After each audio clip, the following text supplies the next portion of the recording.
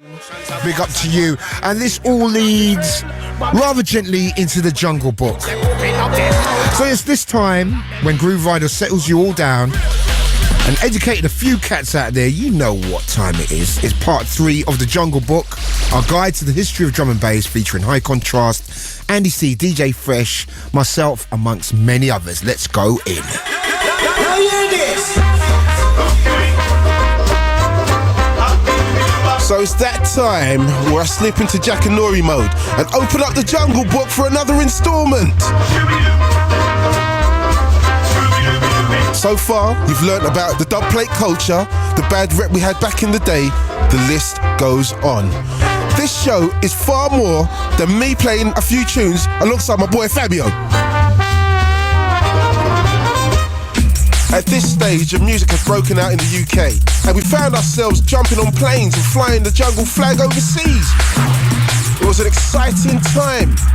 Here's my man, Brian G. This style is identical to none. For me, you know, it's so much like special moments, you get what I'm saying? You know, having a residency, a drum and bass night residency in Twilo in New York City. We had like so many big people and big names coming out there. It was a new time for drum and bass at the time. That's the time when Goldie was just like making noise and Ronnie was just making noise. And so it was a freshness about the music. The executioner, Andy C. Went to Germany with DJ Hype, and he's played and he's smashing up the place and he's doing you know, his set, and I was so excited to go on. I got on and they had a live drummer down at the front of the stage. First tune, the drummer's drumming his nuts off. I can't hear what I'm doing. The delay's unbelievable, and then somebody fell into the drum kit, so the drummers ended up giving the guy a left hook. Then the guy just picked up a cymbal, whacked him round, and it's all just gone. The whole front of the dance floor is basically it's like a western with this guy's drum kit, and the whole club got shut down, so I only played 1.5 tunes. I think I managed one mix.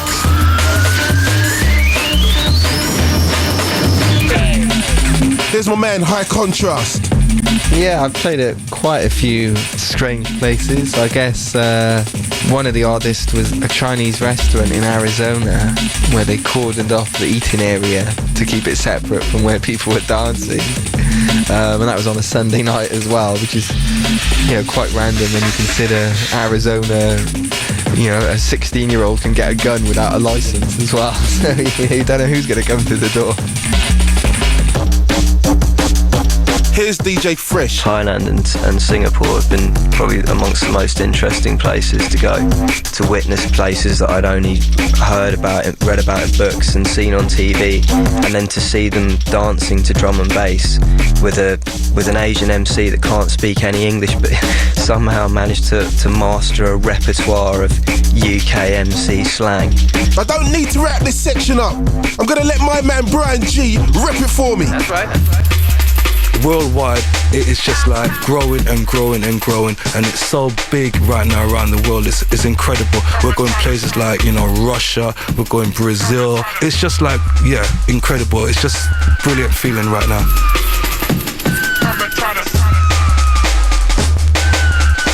Damn, so you still out here waiting, huh? So hopping on planes and all that's alright, it's cool, but a little bit of public recognition would have only pushed the music further. What's happening right now, man? Lo and behold, Ronnie Size getting nominated for a Mercury Prize in 1997. It's The Verve on Radio 1 and Drugs Don't Work.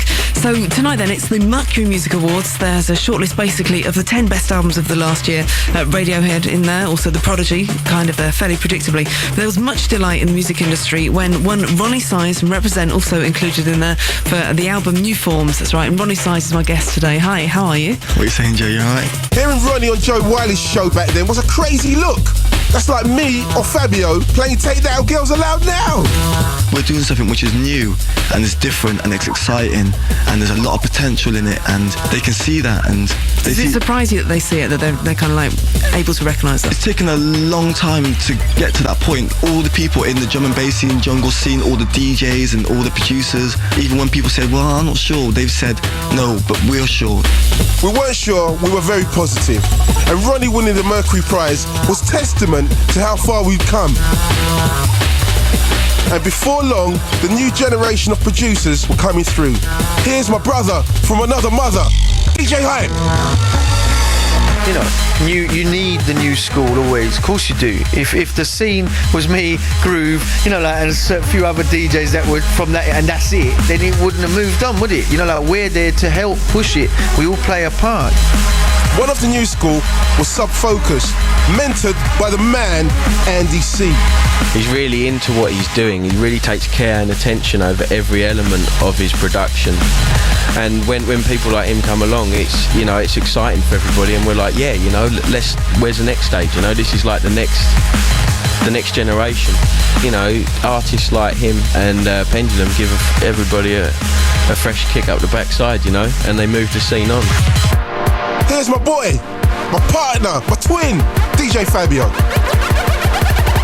There's a lot of hating on Pendulum as well within the ranks of drum and bass, which I find bizarre. People saying that, oh, they're selling it out, and shut up. What do you mean they're selling it out? They're doing something that, you know, they've put drum and bass on stadium rock level now. You know, they're the biggest thing in drum and bass energy-wise since The Prodigy, without a shadow of a doubt.